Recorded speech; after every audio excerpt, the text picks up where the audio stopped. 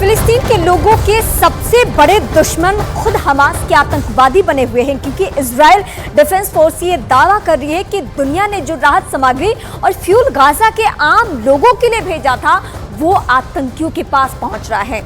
और यही वजह है कि इजराइल राहत सामग्री को गाजा पहुंचाने में अड़ंगा लगा रहा है।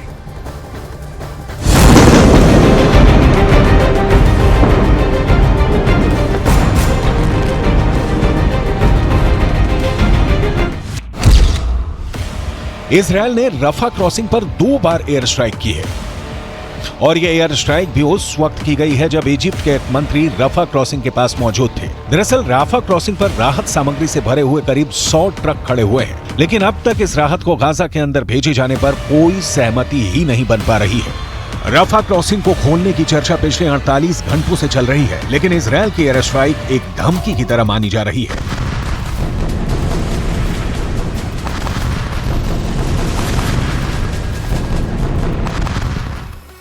फिलिस्तीन न्यूज वेबसाइट ने यह समाचार छापा है कि गाजा के अंदर कई ऐसे मुस्लिम परिवार हैं जो कि दक्षिण गाजा नहीं जा रहे हैं और उत्तर गाजा पट्टी में ही मौत का सामना करने के लिए तैयार हैं। खान यूनुस के एक ऐसे ही परिवार को बमबारी झेलनी पड़ी है। इस परिवार के कई लोगों की मौत हो गई है। नमाज जनाजा पढ़ने के बाद इस हमले में मारे गए बच्चों को भी आखिरी अलविदा कह दिया गया।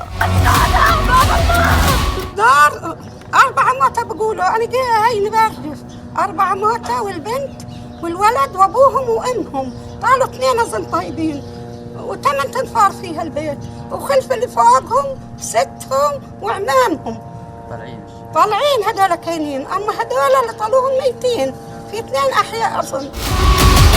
हालात ये है कि खान यूनुस कैंप पर रात भर जिस तरह की खतरनाक बमबारी इजरायल के विमानों ने की है, यहाँ के खान यूनुस अस्पताल में एम्बुलेंसों की लाइन लगी हुई है जिसमें घायलों को इलाज के लिए ले जाया गया है। अस्पतालों में भी इलाज कब तक होगा, क्योंकि यहाँ पर भी बिजली नहीं है और जनरेटर फ्रिज भी बंद होने की कगार पर है। पानी की कमी की वजह से अब यहाँ लोग खारा पानी पीने के लिए मजबूर हैं, जिससे और भी ज्यादा बीमारियां फैलने की आशंका जताई जा रही है।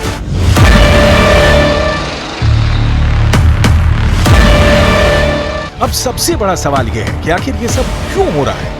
आखिर इस तबाही का जिम्मेदार कौन है? इजरायल पहले ही कह चुका है कि 7 अक्टूबर को हमास ने जो आतंकवादी हमला किया है उसके बाद से युद्ध शुरू हो चुका है और अब अगर कोई लाश गाजा में गिरती है या फिर इजरायल में गिरती है तो उसके लिए हमास ही जिम्मेदार माना जाएगा। इजरायल के एक आतंकवाद पीड़ित परिवार ने प्रेस कॉन्फ्रेंस करके बंधक बनाए गए लोगों को छोड़ने की मार्मिक अपील भी की है।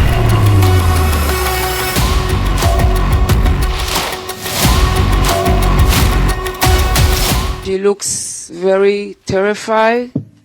She looks like she's in big pain. I can see that she's saying what they tell her to say, but I can see that she's stable. I can see she needs medical care. I don't know if she's dead or alive until yesterday. All I knew is that she's might be kidnapped.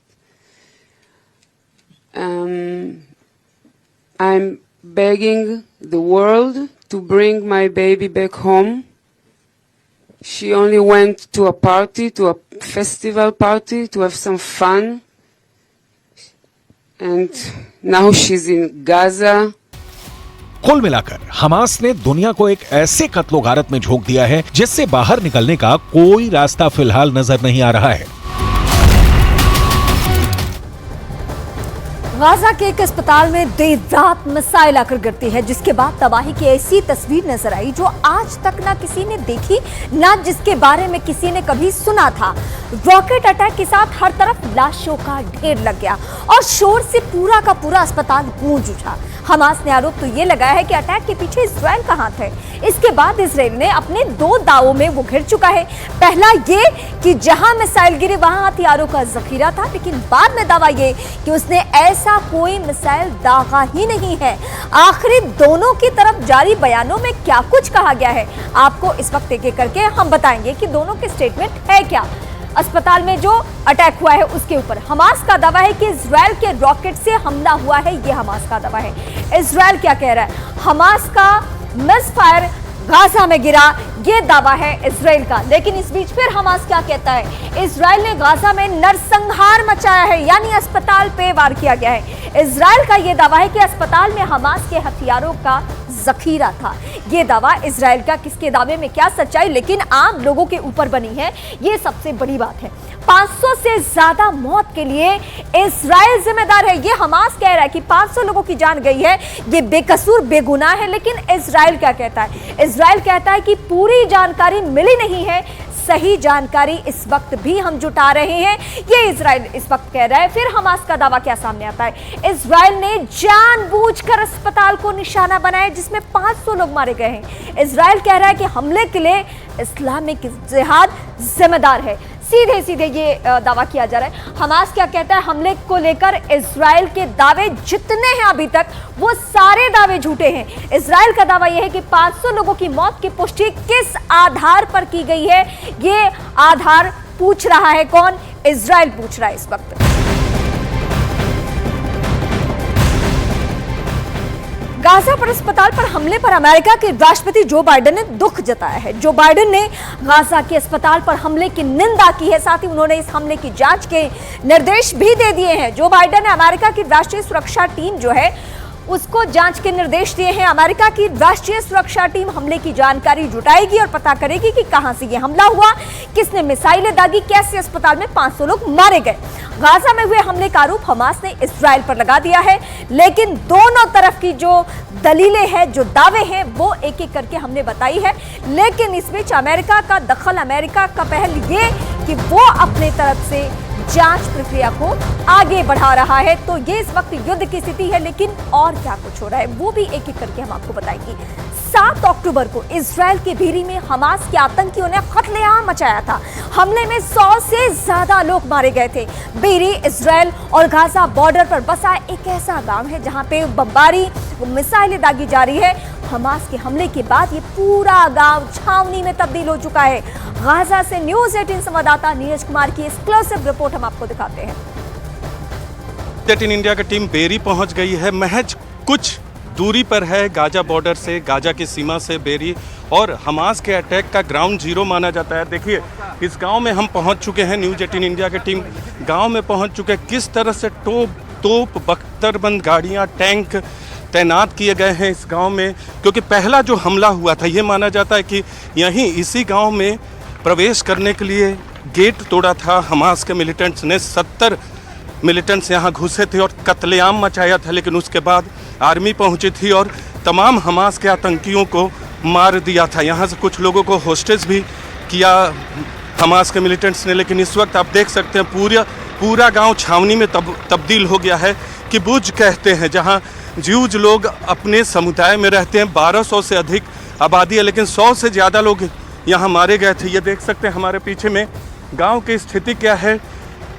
Military छावनी में इस तरह की स्थिति यहाँ नहीं होती थी, लेकिन इस वक्त मिलिट्री छावनी में तब्दील हो गया है। अंतर्राष्ट्रीय मीडिया की टीम के साथ न्यूज़ 18 इंडिया की टीम भी पहुंची है। और किस तरह की तैयारी है, इसे फ्रंटलाइन भी कह सकते हैं, बेरी को फ्रंटलाइन भी कह सकते हैं, जो तैयारी की गई है मिलिट्री की तरफ से, इजराइल की सेना की तरफ से। और न्यूज़ 18 इंडिया आपको यहाँ बीच बीच में ऊपर में हेलीकॉप्टर गश्त करते नजर आ जाएंगे। उनकी तस्वीरें हमको भी बीच बीच में मिलती है।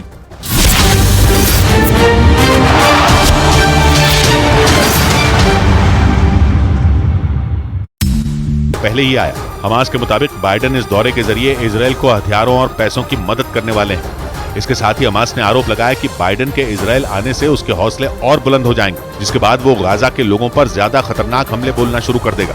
हमास ने साफ किया कि अमेरिका की नीति सीधा फिलिस्तीनियों के खिलाफ है, क्योंकि उसके कदम से गाजा के लोगों को मारने वाले इजराइल को ताकत मिल रही है। हालांकि इजराइल ने पहले ही ये साफ कर दिया है कि वो फिलिस्तीनियों के खिलाफ नहीं है, बल्कि उसकी लड़ाई सिर्फ हमास से है और वो हमास को पूरी तरह मिटाने से पहले रुकेगा नहीं। लेकिन इन रॉकेट हमलों से वहां खलबली मच गई, क्योंकि इजराइल के बेन गुरियन एयरपोर्ट पर हमास की तरफ से इतने रॉकेट दागे गए जिसे देखकर ऐसा लगा मानो आसमान के रास्ते तबाही आ रही है। हालांकि इजराइल के मुताबिक हमास की तरफ से दागे इनमें कई रॉकेटों को उसके महाशक्तिशाली मिसाइल डिफेंस सिस्टम आयरन डोम ने नाकाम कर दिया। बताया गया कि हमास ने वहां तेल अवीव और अश्केलोन में जोरदार रॉकेट हमले किए। दावा तो ये भी किया गया कि हमास ने वहां एक के बाद एक कई मिसाइलें दागी और जानबूझकर रिहायशी इलाकों को निशाने पर लिया ताकि ज्यादा से ज्यादा तबाही मचाई जा सके। उधर इजराइल की सेना पिछले कुछ दिनों से लगातार दावा कर रही है कि गाजा पर जमीनी हमले की उसकी तैयारी पूरी है, लेकिन इसके बाद भी उसने अभी तक जमीनी हमला नहीं किया। इससे सवाल उठने लगा कि इजराइल की सेना गाजा पर जमीनी हमला करने में देर क्यों कर रही है, क्योंकि कुछ दिन पहले ही गाजा के करीब इजराइल की सेना के सैकड़ों टैंक देखे गए थे। इसके अलावा कुछ दिन पहले ही इजराइल ने अपनी फौज को भी गाजा पट्टी के करीब तैनात कर दिया था। इसके अलावा इजराइल की सेना जमीनी हमले से पहले फिलिस्तीनियों को गाजा खाली करने के लिए भी कई बार बोल चुकी है और उसकी सेना पिछले कई दिनों से दावा कर रही है कि वो गाजा पर जमीनी हमला करने के लिए तैयार है। लेकिन इसके बाद भी अभी तक इजराइल की सेना ने गाजा पर जमीनी हमला किया नहीं है। वो गाजा में हमास के ठिकानों को तबाह करने के लिए केवल हवाई हमले ही कर रही है। इस बीच इजराइल के मीडिया ने दावा किया कि गाजा पर इजराइल की सेना के जमीनी हमले में देरी के पीछे कई वजह हो सकती हैं, जिनमें वेस्ट बैंक की तरफ से इजराइल पर हिजबुल्लाह के हमले का खतरा भी शामिल है, क्योंकि लेबनान का चरमपंथी संगठन हिजबुल्लाह भी इजराइल को उत्तर की तरफ से हमला करने की धमकी दे चुका है। इजराइल के